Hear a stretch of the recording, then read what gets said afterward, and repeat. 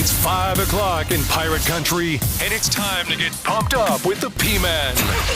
Hit the door and hit the road. 94.3 The Game is going to get you home, and the P-Man's not holding back. Yes! Yes! Pirates win! Pirates win! Bring on the Patrick Johnson Show on 94.3 The Game. Holy mackerel! Oh, my goodness! The flagship station of the ECU Pirates. Hey, hello, everybody. Friday, TGIF, we made it.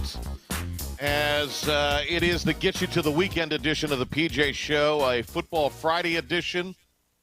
We are here for the next hour in our coveted 6 o'clock spot on Fridays. Philip the Ref Pilkington is producing the show today. Hello, Pilk. Good morning, Patrick. Good afternoon, Patrick. How you doing? Good morning, good afternoon, and good evening, depending on when you are consuming said program. Let me also roll this out there, Pilk, a little meeting of the show, if you will. Wanted to just say to you that I think we ought to do a Pirates and the Pros segment tomorrow on the pregame. I was thinking of that when I got up early this morning, that we need to do Pirates and the Pros because Keaton Mitchell and the Ravens won last night. They did. Worst game for him that he's had yet, and I think a lot of that was to the O-line. He was getting stuffed in the backfield. But I think the idea is to have Joey Football do it, if he's still with us on the operation. Is he? Yeah, he is. Okay, as of now. So let Joey Football, you break that news to him on the assignment today and show him where he needs to go. All righty. And then I want some NFL Films-esque music involved underneath. So I'm just telling you this so you and Dom are ready tomorrow. I know you think sometimes I spring something on you at the last minute, and I do. But now I'm giving you plenty of lead. I'm giving you plenty of runway for this tomorrow. You are. Depending on when our audience is listening, you're giving me about 24 hours or about 14 hours. So somewhere you got multiple double-digit hours is the point. We'll be on the air tomorrow with our Pirate Game Day Countdown coming your way. By the way, Mull is hitting me up, Pilk, on needing to know all the information to log in. So can you handle that while I set up the table for our coverage for the weekend for Pirate Athletics? I can text him. All right, there we go. We are going to have coverage for you tomorrow at 9 a.m. with our Pirate Game Day Countdown. It is fueled by Busch Light. Yours truly, along with Terrence Copper and Joe Sampson, will be bringing you countdown coverage. We'll hear from Stephen Igo. Going to try to get word from the booth up there, so we'll be talking to some people on the scene of everything going on tomorrow. Looking forward to that. As Andrew Bays, we're going to try to lasso him into it. It'll be his final game of the season on the network as he does the road games. So Bays there, and we'll look forward to talking to him. Stephen Igo, of course, if I haven't mentioned that already, will be up there, and we'll talk to Igo as well. All right, the other bit of information is at 11 o'clock tomorrow morning, after our local show and local coverage, we will begin with our Pirate pregame extravaganza coming up tomorrow. And that will be coming your way on not only this station, 94.3 The Game, but 107.9 WNCT and all across the state on the ECU Sports Radio Network. Jim Zoki, Bays, Macy O'Donnell, David Horn will be reporting from Marine Corps Stadium there in Annapolis, and then noon will be the kick tomorrow between the Pirates and the Midshipmen. We've got ECU basketball coming your way at 1:30 on Sunday here on 94.3 The Game. And that will be a 2 o'clock tip-off against Northeastern in the Town Bank Holiday Classic. So that'll be going on with the radio airwaves. And then 6 o'clock each of the next two nights for the network, 107.9 WNCT and here on 94.3 The Game, as the Pirates will play in this 3-day MTE event. Pilk will be hosting the show Monday and Tuesday. So he'll have stuff going on then. Pilk, are you ready for that? Do you feel good about that, hosting the show? I do. It's going to be a little PJ show / basketball pregame show leading us into basketball coverage, so that's going to be fun. ready for the Town Bank Classic. Yeah, should be a lot of fun. I know you'll be in the studio on the scoreboard for football this weekend. Basketball, will that be you Sunday as well? No, I'm going to the Panthers game to watch us get waxed by the Cowboys. That's going to be Joe. Oh, Joe. Yeah. Little Joey football on the scoreboard? Is that what I'm hearing? It is. I'm kind of hoping the Panthers get waxed because one of my high school teammates is on the Cowboys, and he's really? active, but he only gets in when they're up big. He's like the number 5 guy on the depth chart. He's got CD Lamb ahead of him, and all the, Michael Gallup. So he's got all these star receivers ahead of him. So, like, last week he had 4 catches because they killed the Giants. But yeah. Well, look, as I said to Zoki yesterday, those Giant wins should only count as half a win, if we're being honest. For the when Cowboys. you're beating Tommy DeVito, it might be a quarter of a win. It's a good point because I just think they're atrocious. All right, let's do a quick Pirate report with some audio, some cuts we didn't get to in our reportage yesterday. Here is Philip the Ref Pilkington hitting the button in 3, 2, 1. And now, Patrick Johnson with today's Pirate Report on the flagship station of the ECU Pirates, 94.3 The Game. All right, let's get number 1 queued up and ready, Pilk. This is Coach Houston.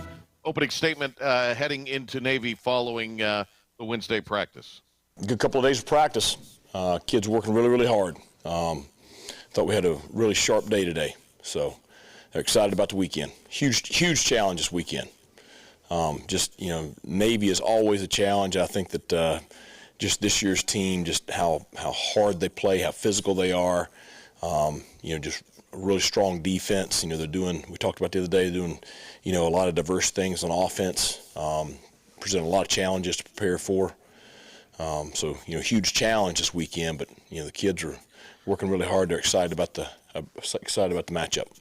All right, so the difference on playing on the road against one of the service academies like Army, like Navy, I guess to a degree, Air Force.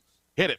It is different just from a standpoint of, you got the entire Corps that'll be there, and it's one of the things I really respected when I was at the Citadel is, the Corps marching in was kind of a highlight of game day, pre-game, and they're a big part of the big part of the program, and there's so many things that it's just so different than a traditional public institution, and so I just a lot of respect for just the tradition up there. We've talked about it at the end of practice yesterday, and just talked to the kids about just they've got to focus on just what happens between the lines, and all that other stuff. Just let that be what it is.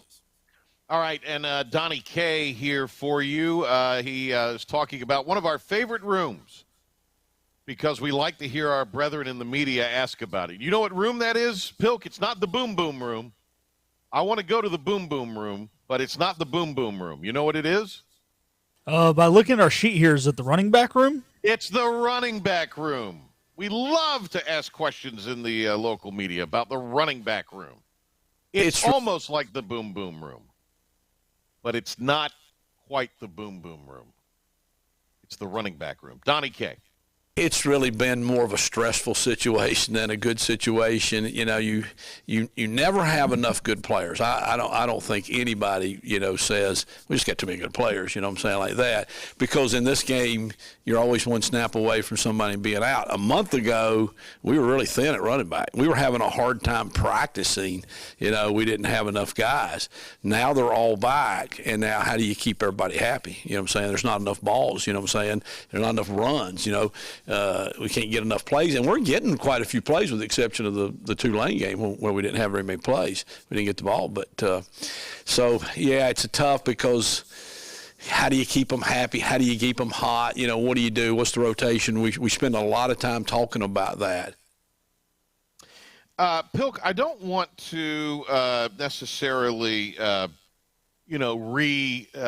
re-air old audio here, but pull up cut 22 from the vast soundbite roster, because this will be a little piece to conclude our Pirate Report on. This is Coach Swartz talking about what is coming up for the Pirates as far as this MTE. We did get to it yesterday, but here as we're setting record records for number of listeners in the 6 o'clock hour in the local market. There may be people who did not hear yesterday's show. So here we go with Coach Schwartz setting the table for the MTE this weekend. We knew today's day was going to start a stretch of 4 games in 6 days. So we got to recover tomorrow, and we got to get right back at it on Friday as we get ready for Northeastern on Sunday. And then you go Sunday at 2, Monday at 6, Tuesday at 6. And this is a tournament-style play. We're going to have to learn from this, get ready for Northeastern, and that's where all our focus is. And, we'll start doing that tomorrow somewhat with their bodies, and then we'll get going in practice on Friday. All right, that is today's Pirate Report. Still playing some music from my era. All right, we're going to break. When we come back, Brian Mull. Get a little jam band music ready, Bill, for Mull. Talk some college hoops, including that ECU MTE, right after these words on the Get You to the Weekend edition. Toyota. We're giving thanks and making the season bright with low payments on new Camrys and RAV4s, only $289 a month. Need credit? Get pre-qualified now with no effect on your credit score. Rush to Greenville Toyota. Other restaurants claim their food is fresh and fast, but are they friendly? At Moore's, you're treated like family the minute you walk into their doors. With locations in Winterville, New Bern, Swansboro, Morehead City, and Jacksonville. We've been practicing what we preach since 1945. At Moore's, our barbecue is slow cooked and smoked over real wood daily until it's so tender it's falling off the bone. Combined with our fresh chicken, cooked to order seafood, and homemade fixins, we're sure you'll agree. If it's not Moore's, it's less. Acre Station Meat Farm, along with Lane Angus Beef, bring you Farm to Fork Beef. Stock your freezers now with affordable beef boxes, just in time for the grilling season. Farm to Fork Beef brings quality local beef to your family. From your traditional butcher shop, Acre Station Meat Farm. Come on down to Acre Station Meat Farm and find out why we're #1 in fresh cuts and friendly service. Acre Station Meat Farm, Highway 32 North, Pinetown. At GoEco, we don't just supply the office space. We create solutions for any environment. Our state-of-the-art commercial-grade video display is perfect for watching film with the team.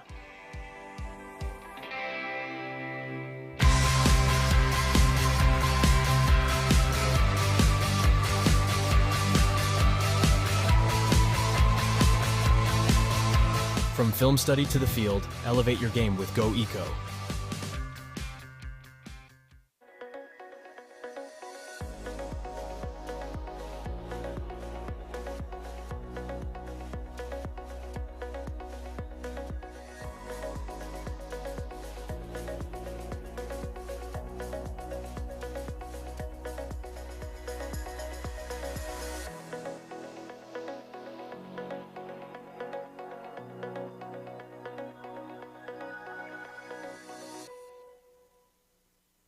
Storm season is approaching. North Carolina weather can damage your roof, and before long, a small leak can turn into a big problem. Your home is one of your biggest investments, so protect it with Wells Home Improvements.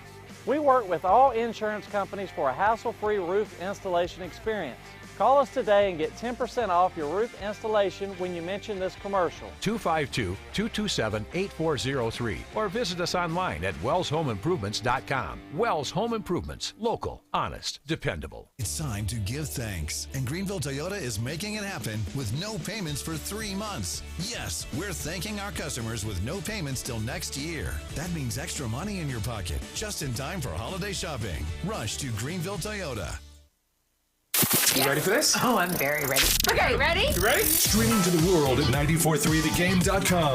This is the Patrick Johnson Show. Now in all his glory, here's the P-Man.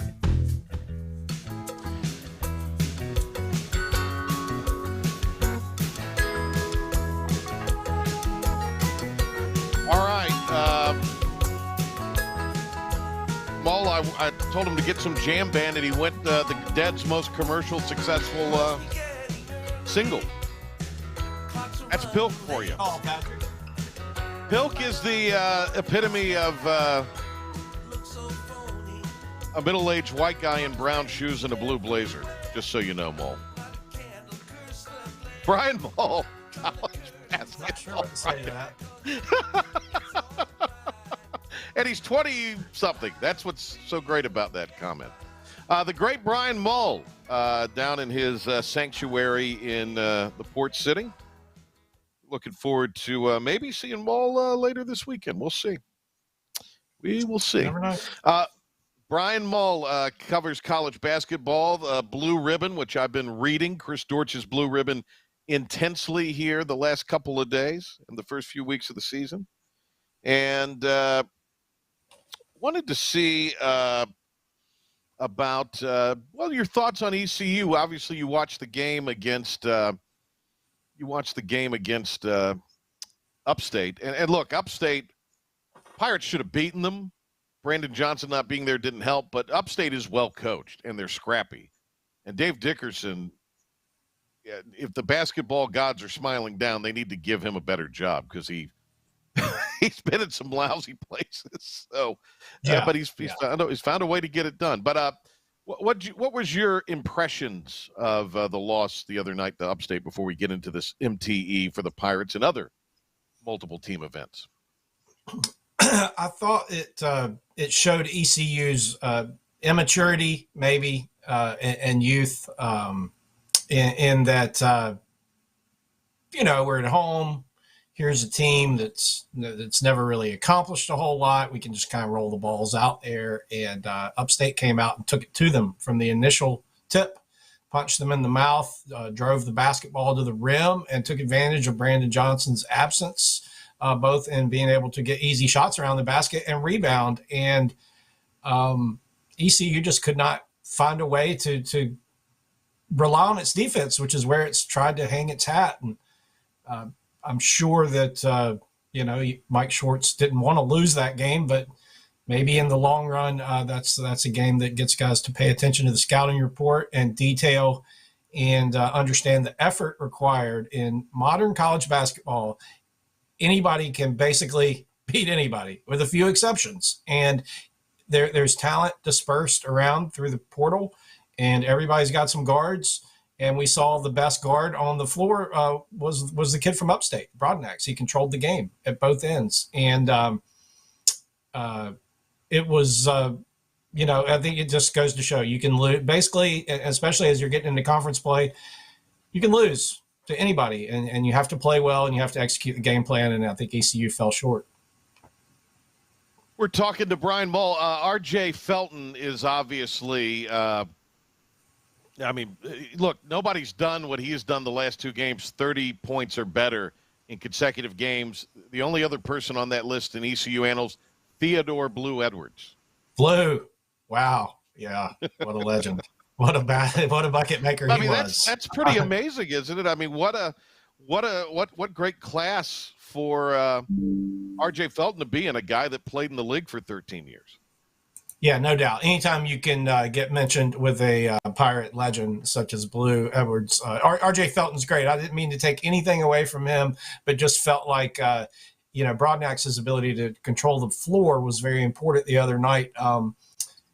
Johnson, I think we realized from that game how important Johnson is with his experience and toughness.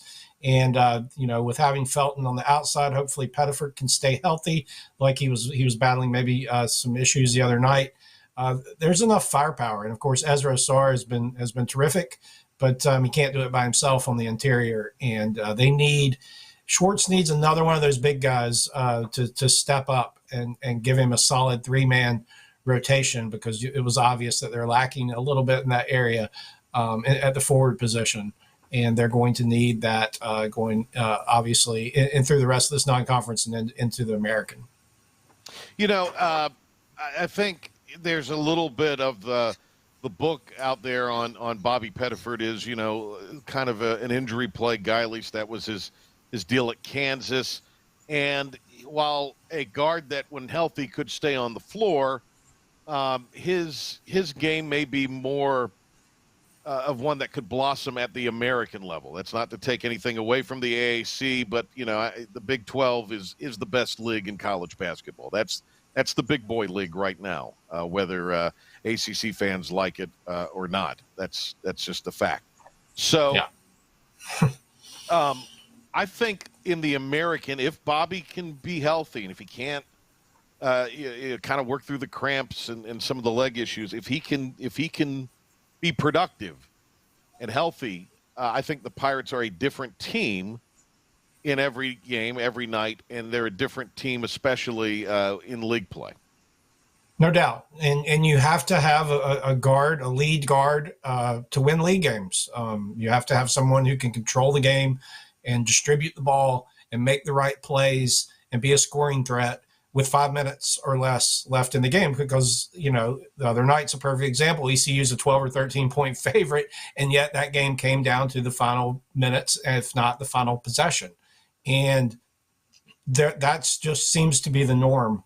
That there's again, the talent's dispersed around, and having he's going to have to play at a borderline all conference level for ECU to reach its potential. To have a really good season, you need to have three to maybe even 4 all conference caliber players on your team. And certainly with Ezra and Brandon Johnson and Felton, if Pettiford could join that mix at a very important position, I think you're right. He's the key probably to their, success as they get into conference play.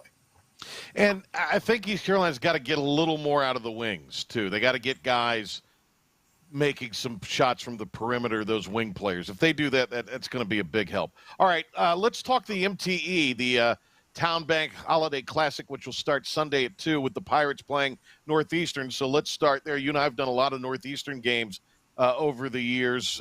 Bill Cohn, a little bit of a struggle this season for him, but his teams typically get better as the season goes on. What are you looking for out of them as they head into the weekend in Greenville? Yeah, they've been in a little bit of a downward turn here the last couple of years. I think certainly they had some pretty intense restrictions when all the COVID stuff was going on, and they are not as pliable in the portal as some other institutions with their academic standards. So they have to be a little bit more selective, and they've lost quite a few very good players, including Tyson Walker, who's the dominant point guard at Michigan State. He's played 2 years at Northeastern. So Bill's kind of adjusted to that. He had a very large freshman class last year, and he played those guys quite a bit and took some lumps. Well, they're all back, and most of them are sophomores. He added a graduate transfer point guard from Harvard who has really nice size, like 6'5", Luka Sakota. And they've got a nice big man, Chris Doherty, one of these guys who feels like he's been in college for about 10 years. And, they're going to be well coached. They've had some turnover issues. I think that'll be important for ECU to put some pressure on them early and see how they can handle that. And you're right, Bill Cohen's teams generally get better, but he's kind of at a crossroads there where, they need to have a good season, I feel like. And there's a little bit of pressure on him this year to perform. Brian Mull, college basketball writer at BG Mull on X or Twitter, whatever you call it. Wherever you log on, you can follow him there, part of the Blue Ribbon preseason publication, which you can still get and is very helpful, especially this time of year with all the games being played this weekend and week upcoming, just to get some info on the teams. And it's really well-written stuff by Mull and his colleagues there. I want to ask you a little bit about the other two teams. We'll start with Georgia Southern. What's the book on the Eagles? Yeah, Georgia Southern and Kennesaw both. Both of the first-year head coaches at both programs, both were actually on the staff at Alabama for Nate Oates last year, working together and now facing each other. Probably not something that they would have planned or hoped for necessarily, but that's the way it worked out. So I think with Georgia Southern, they're in a total rebuild. Again, changing system, changing styles, not really probably having the talent, the pieces that they want to play the style that we've come to see at Alabama, which is up-tempo, attacking the basket in transition and firing away from three-point line. So he's trying to implement that, but doesn't really seem to maybe have the pieces yet. So I think maybe we'll see a modified version of that. It'll be interesting to watch over 3 days, as I'm sure he's trying to learn a lot about his team and see if they can play this style. Then looking at Kennesaw State, of course, one of the greatest stories in college basketball history last year, going from one win and 4 years later being in the NCAA tournament and being the conference champion. And then, of course, their coach moved on to South Florida.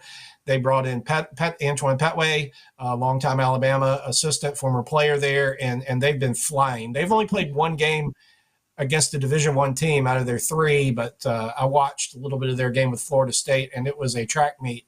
I mean, they are they've got a couple guys back, but 85 possessions or something. I mean, just shots being fired very quickly, and so it's exciting brand, probably easy to recruit to, and that's the way he wants to play after having worked under Oates. They do have a couple of key guys back. Their point guard and center are both back off of that team from last year, so I think Kennesaw could be dangerous when the threes are falling. They're going to play each other at 5 Sunday. Looking forward to calling that with Jay Sonholder for ESPN Plus. All right, Mr. Mull, Duke is hosting their own MTE. Blue Devils got a pretty impressive win on a neutral floor against Michigan State. When we last talked to you, they lost a week ago to Arizona, so it's another one of those early season wins. It probably doesn't hurt you, but it probably gives the staff and John Shire something to coach from. Yeah, I mean, it's great to have these games early in the year. I mean, obviously, the power schools are going to mix in some home games that are fairly comfortable wins. But I think, especially with a younger team, and Duke, even though they've got some guys back this year, they're implementing a couple of freshmen into the rotation.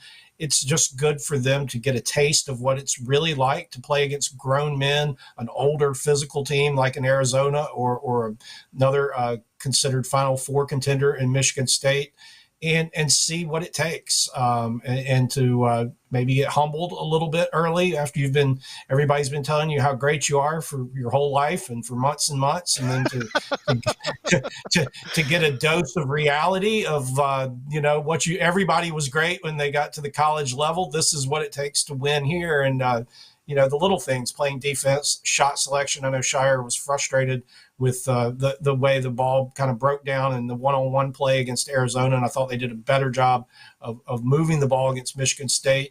And certainly the emergence of Caleb Foster is a story from that game, giving Duke another proven scorer on the wing, shot maker, looked very comfortable in the moment. North Carolina native, Caleb Foster. So I think Duke grew up, and certainly haven't changed my opinion of them. They'll be tested again here in a few weeks at Arkansas, which will be a hostile environment. And these games are good for college basketball, and I'm tired of the neutral court obsession that we have and watching really good teams play in, partially full, if that, arenas. Like, that was a great environment in Cameron, as it will be in the McHale Center next year in Arizona when Duke returns that game. All right. Any other MTEs that are catching your attention that the folks should tune into? Of course, Maui's the big one, cranking out Monday. I mean, the field there is incredible, as good as maybe it's ever been, with Marquette and Tennessee and Kansas and Purdue. I mean, you're talking about 4 teams that think they can make the Final Four right there. That's a Final Four. That could be a Final Four. Yeah.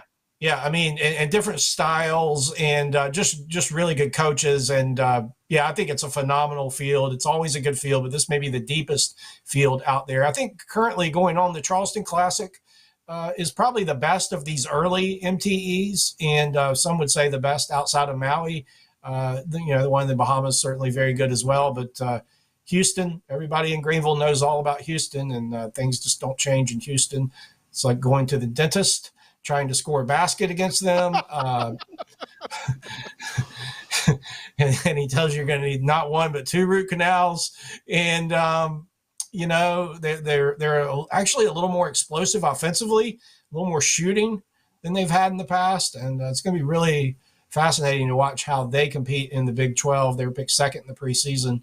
And, Calvin Sampson, watching him on the sidelines, I mean, every time they commit a foul or a turnover, he just looks so frustrated. I mean, he just has such high standards for that program, and they certainly produce that on the court.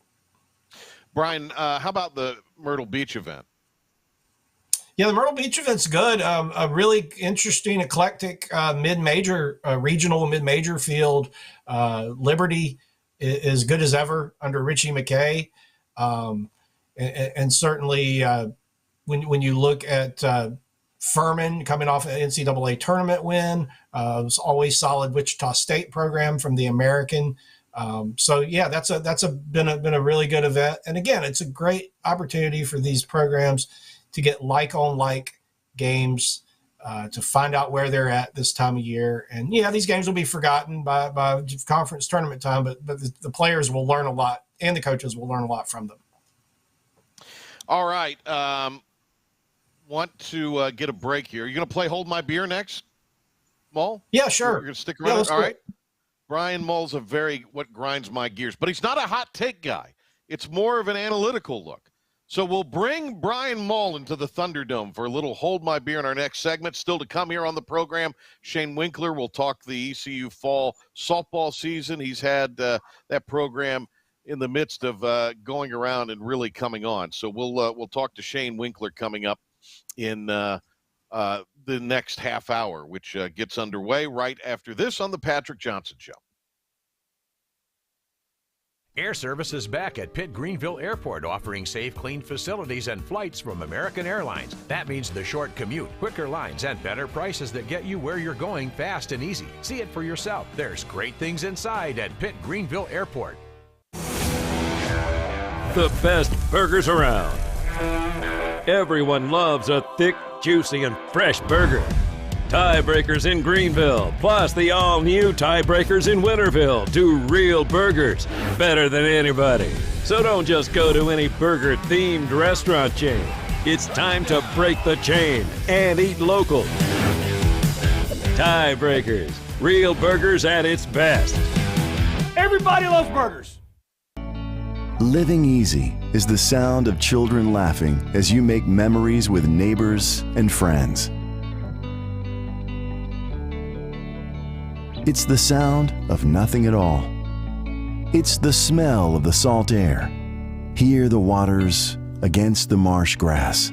See the beauty of our coast. Bow Coast, located in Beaufort, North Carolina.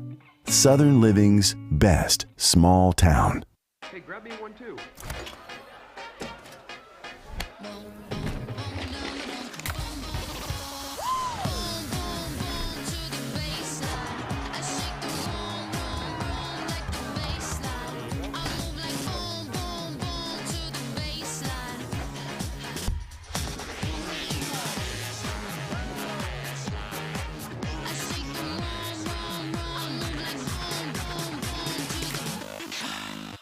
Air Service is back at Pitt Greenville Airport, offering safe, clean facilities and flights from American Airlines. That means the short commute, quicker lines, and better prices that get you where you're going fast and easy. See it for yourself. There's great things inside at Pitt Greenville Airport.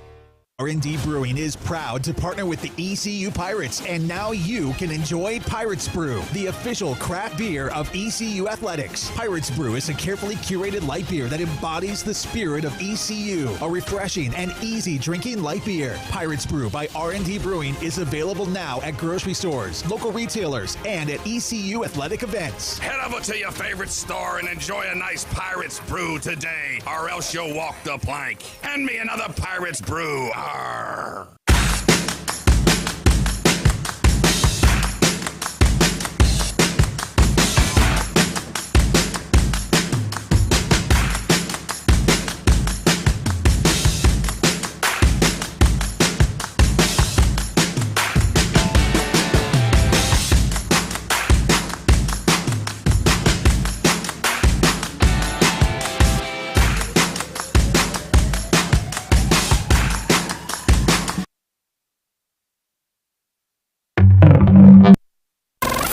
You have something you need to get off your chest? Get off your chest. I am not here for rage. I'm here for revenge. Did your favorite team blow another game? They are who we thought they were, and we let them off the hook.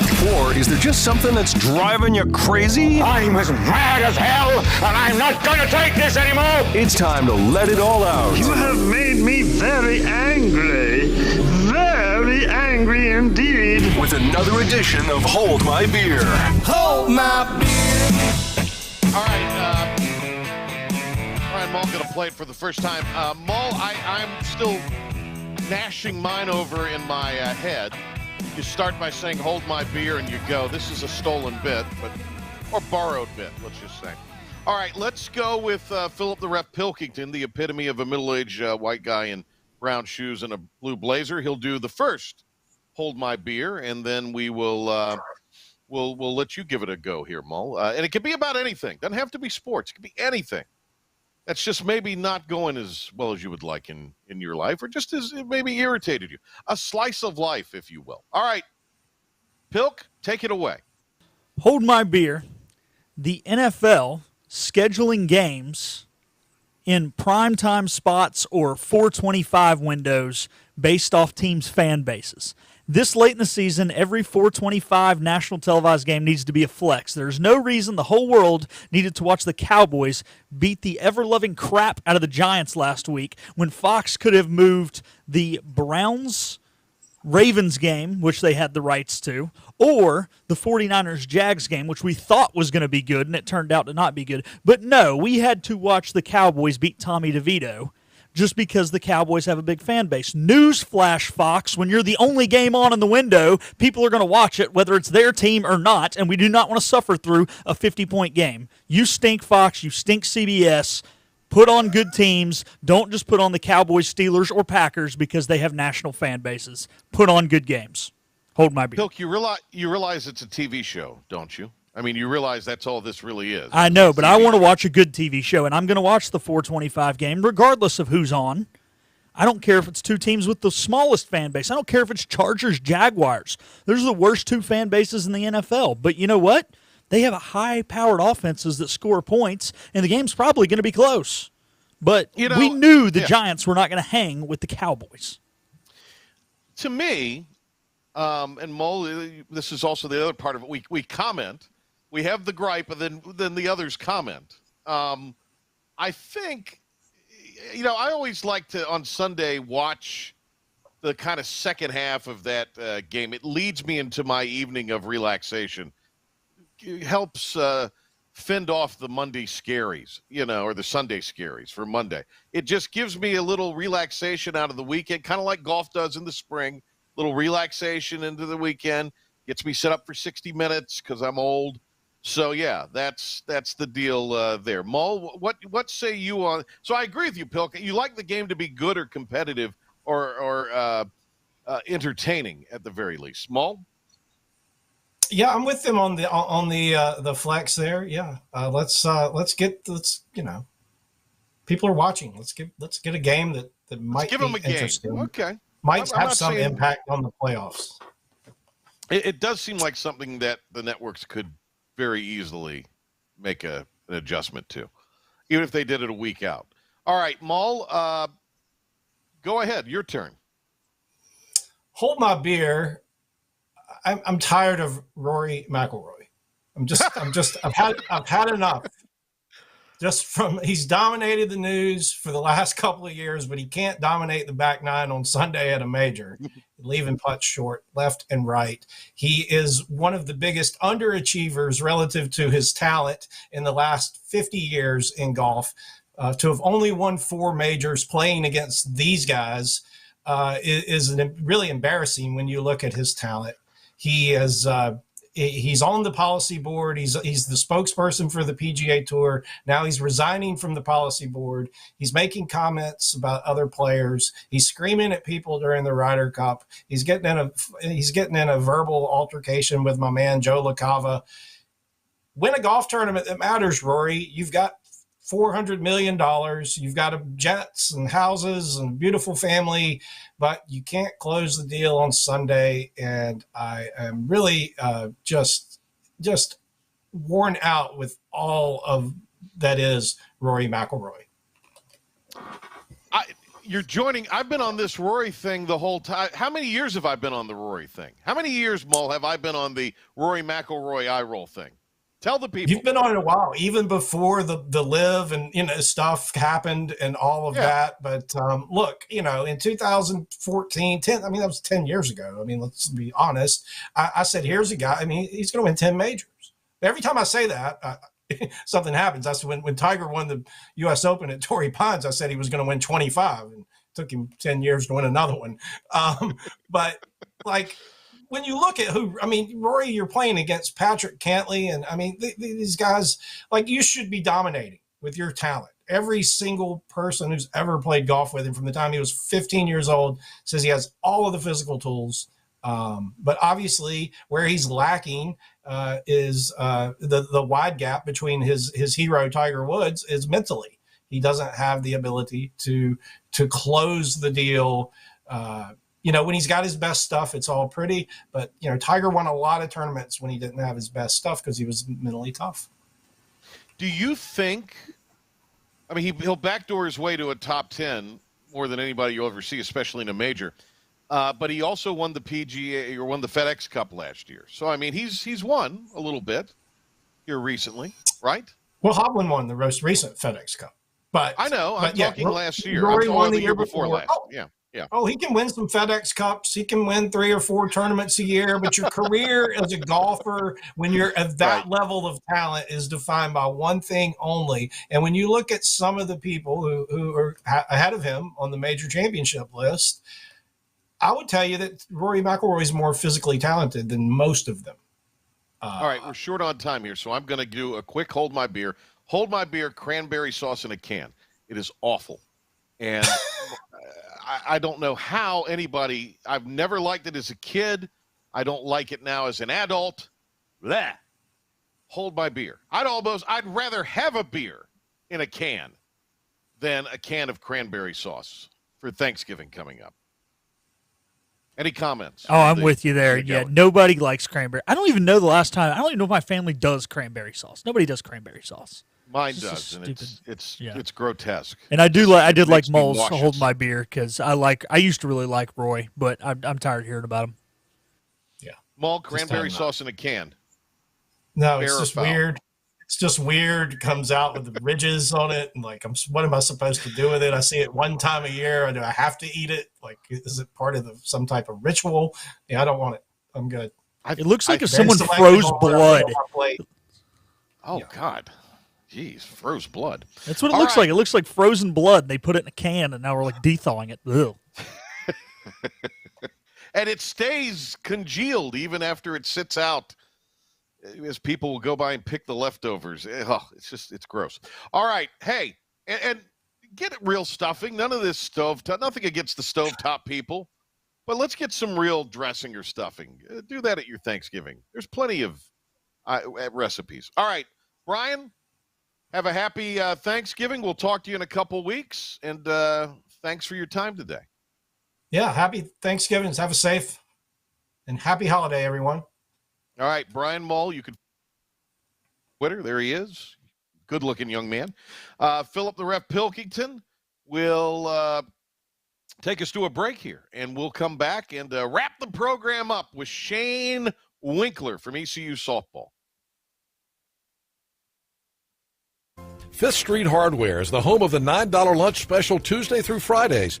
$9 specials every day, including the famous Burger Day on Tuesdays, Flatbread Pizza Wednesday, the famous Fifth Street Hardware Reuben on Thursday, and fried fish or shrimp on Friday. Plus trivia on Wednesday nights and live music every Thursday nights. And the Prime Rib Brunch Buffet has returned on Sundays. You heard that right. The Brunch Buffet with all the great items, including prime rib. Fifth Street Hardware in downtown Greenville.